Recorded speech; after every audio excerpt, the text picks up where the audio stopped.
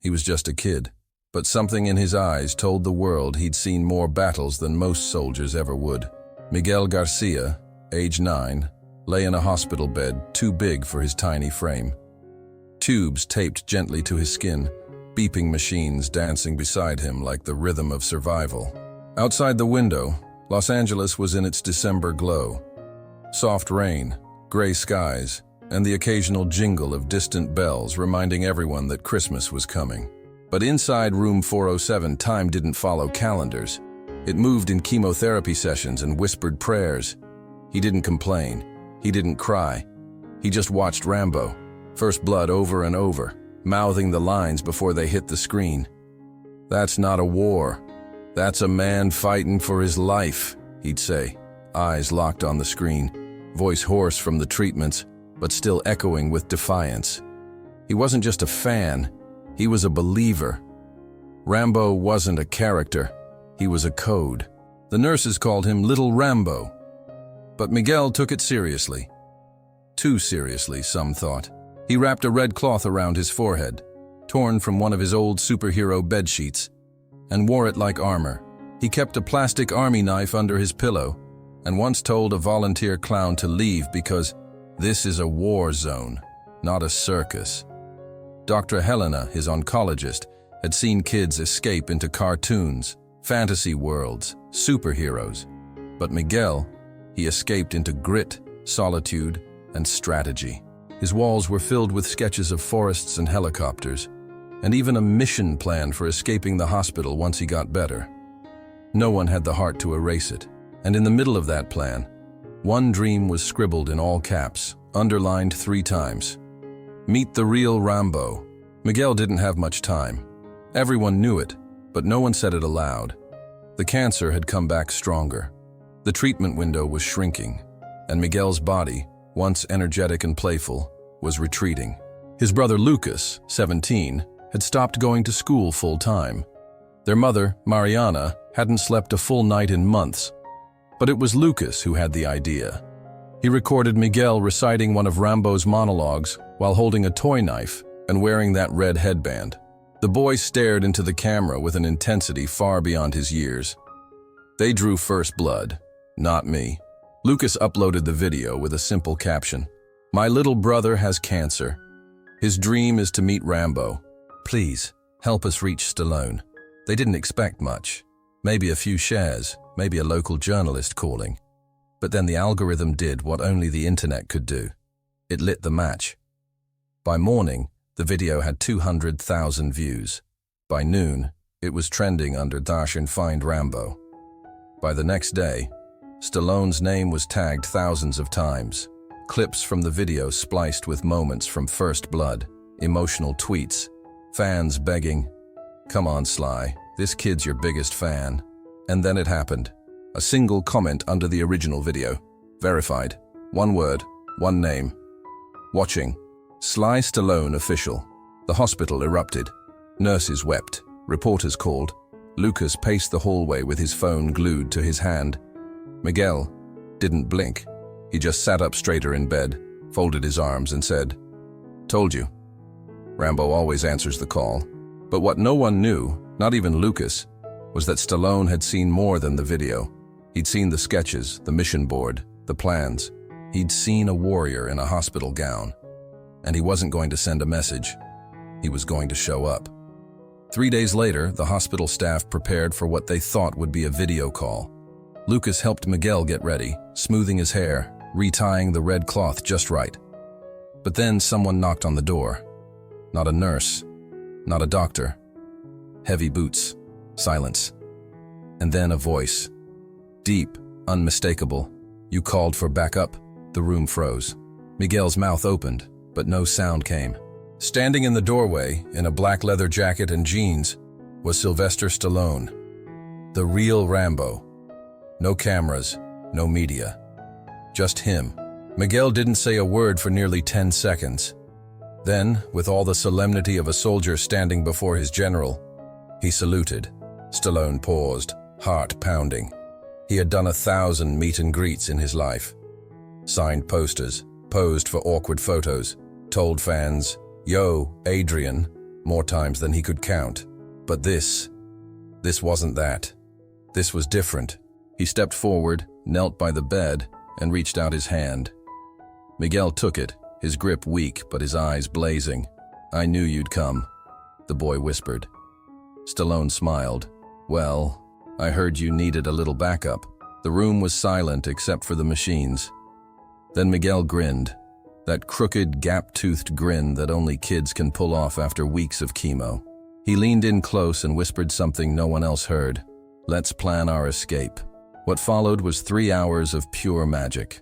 They built missions out of bedsheets, mapped hospital floor plans on napkins, gave code names to every nurse and doctor. Stallone asked if he could be called Sarge, to which Miguel objected. "You're Colonel. You outrank everyone." Even Dr. Helena, stern, brilliant Dr. Helena, choked back tears watching them plot a stealth operation to the vending machine. The staff had never seen Miguel sit up for that long, or laugh so hard, or eat half a chocolate bar without throwing up. It wasn't just the moment. It was how he was in it. Alive. Lucas filmed part of it.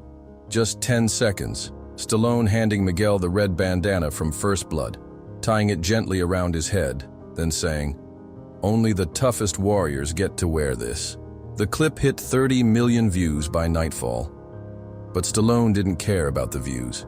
He hadn't brought PR, no manager, no publicist, no Instagram live. He came alone. And he stayed. He returned the next day, and the one after that. He read to Miguel from old scripts, acted out scenes with Lucas, signed shirts for the entire ward. He even bought the kids a PlayStation for the common room, though he warned them, "If you play Rocky and lose, I'm not talking to you." Miguel kept getting stronger, not cured, but stronger. Enough to stand, enough to fight. They called it a temporary improvement, but Miguel had another word for it. Training. Stallone sat by the window one afternoon, watching the rain trace lines down the glass. Miguel was asleep, Lucas beside him, headphones on. Stallone turned to Dr. Helena. "I don't know if I deserve this." She looked at him, confused. "What do you mean?" He hesitated. "I've played heroes all my life, but this kid, he's the real thing. I just pretend." She shook her head. "You came. That's all that matters. Most people don't." One evening, Miguel asked him something that changed everything. "Why did you stop fighting in movies?" Stallone chuckled. "You get old, kid. Joints hurt, bones creak, studios move on." But Miguel didn't smile. "I don't mean in movies. I mean in here." He pointed to Stallone's chest. "Did something stop you from fighting?" Stallone froze. It was a question no journalist had ever asked. Not like that. Not from someone who meant it. That night, Stallone sat alone in the parking lot. The world knew him as Rambo, Rocky, the fighter, the legend. But Miguel saw the man behind it, and for the first time in years, Stallone realized how tired he had become. Not just of movies, of himself. Then the reviravolta came. 2 weeks after the first visit, Miguel's numbers dropped. Fast. The doctors called it regression. The cancer was spreading again, harder, meaner, unpredictable. The strength drained from him like water from a cracked cup. He went silent. No more missions, no jokes.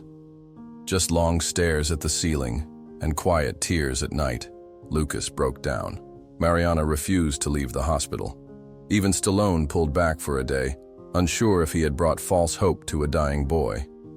But then Lucas found the notebook. A spiral-bound book Miguel had hidden beneath his mattress. Inside were pages of drawings, phrases, scribbles. Mission, make mom laugh again. Lucas needs to cry less. Tell him it's okay. Tell Stallone he's still my hero. And one line, underlined in shaky red pen. If I go, tell the world Rambo saved me. That was the moment everything changed. Not just for Stallone. For all of them. Because Miguel hadn't been pretending. He believed. 3 days after Miguel's health took a turn, the bandana disappeared. At first, the nurses thought it was a mistake. They checked the sheets, drawers, even the laundry. Gone. Lucas accused a cleaning worker. Mariana cried for hours, but Miguel didn't panic. He just looked out the window and whispered, maybe Rambo needed it back. That night, Stallone didn't show up. The hospital felt colder, quieter. No vending machine missions, no staff laughter, just the sound of a little boy slipping back into silence. Lucas sat beside him and tried to read from the old Rambo scripts, but Miguel just closed his eyes and said, "He's gone. It's okay." I knew he would be. What no one knew was this: Stallone hadn't left out of fear. He'd left to think, to breathe. He'd driven through the mountains, ending up at a quiet lodge just north of Santa Clarita. No security, no fans, just snow and silence. He needed it, because something was breaking inside him. "I'm not a hero," he'd told himself in the mirror. "I'm just a man who got lucky pretending to be one." But Miguel didn't see it that way. Miguel had believed. It was the notebook that changed everything. Lucas had scanned every page, trying to hold on to something, but one sentence near the back, one he'd missed, made his hands tremble. "If he wears the bandana again, it means he's coming back. And this time, it's not just for me." The next morning, the hospital was buzzing. Stallone had posted a photo, not a statement, not a video, just an image. Him, standing in the snow wearing the red bandana. No caption, no hashtags, just a look in his eyes. The world exploded. News anchors speculated if it meant a new movie. Fans thought it was a political message. Some accused him of exploiting the boy. But then, 12 hours later, another post appeared. A video this time. Stallone, sitting on a bench in front of a frozen lake. Eyes tired, voice low. "This isn't about Rambo. It's about Miguel, a kid who reminded me what a real warrior looks like. He didn't fight with fists. He fought with faith, with love, with silence, with drawings taped to hospital walls. And I ran because I didn't feel worthy. But now," he looked straight into the camera, "I'm not running anymore." The video hit 100 million views in a day. Stallone showed up at the hospital that night. No announcement, just him, walking through the corridor at 2 a.m., red bandana tied around his head. Miguel was asleep. Stallone sat by his bed and whispered, "I got your note." Miguel opened his eyes. Barely. He smiled. "You wore it." Stallone took his hand. "Yeah, and I think it's time we finish our mission." What followed was unlike anything the hospital had seen. Stallone didn't just visit. He stayed. 3 nights in a row. He read. He laughed. He even helped mop a hallway just to surprise the janitor. But the biggest surprise came on the 3rd day. Mariana walked into Miguel's room holding a letter, a printed email, sent directly to the hospital board, signed by Sylvester Stallone. It read, "I would like to fund the creation of a new pediatric recovery center in Miguel's name. Not as a celebrity gesture, not as a press piece, but because this boy reminded me what real strength looks like. Let his name stand for hope, for fight, for belief in something bigger. Call it whatever you want, but I'll always call it Rambo's mission." The hospital board was stunned. Mariana broke down. Lucas had to sit down. Miguel simply whispered, "He finished the mission." But what no one expected was what happened next. That evening, Miguel's monitors spiked. Heart rate erratic. Blood pressure unstable. Code Blue was called. Doctors swarmed. Nurses ran. Stallone stood frozen outside the room, fists clenched, unable to move. "Fight, kid," he whispered. "Don't you dare stop now." Miguel was stabilized, but he didn't wake up. A medically induced coma, they explained.